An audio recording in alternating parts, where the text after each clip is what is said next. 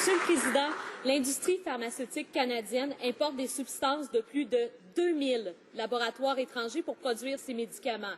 Et Santé Canada reconnaît elle-même qu'elle ne peut pas inspecter plus que 10 laboratoires par an. Elle fait donc confiance aux propres inspections des laboratoires. Comment on fait pour savoir si ces laboratoires se conforment réellement aux règles de Santé Canada? Est-ce que la ministre va corriger la situation et éviter de jouer avec la sécurité des Canadiens? Honorable ministre de la Santé, Monsieur le Président, nous avons été clairs. Nous n'allons pas tolérer les risques pour la santé. Santé Canada a un processus en place pour s'assurer à ce que toute importation d'ingrédients ou de substances de médicaments ou de produits médicamenteux soit examinée avant d'être mise en vente.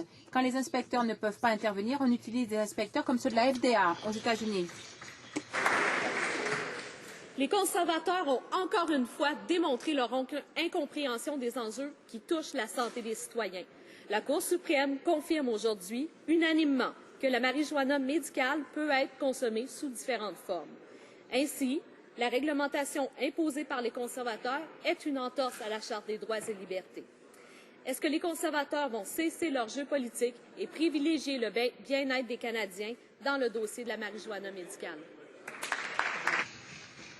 Honorable ministre de la Santé, Monsieur le Président, la marijuana n'est pas un médicament approuvé au Canada. Ça n'a pas été approuvé par Santé Canada. On ne peut pas s'en servir comme médicament ou comme traitement. Ce qui s'est passé aujourd'hui, c'est la même chose qu'il y a 10 ans. Les juges ont décidé de remplacer Santé Canada pour réglementer la santé des Canadiens. C'est très fâcheux, Monsieur le Président. Nous allons continuer de rappeler aux Canadiens qu'il y a des risques graves associés à la marijuana, surtout pour les jeunes.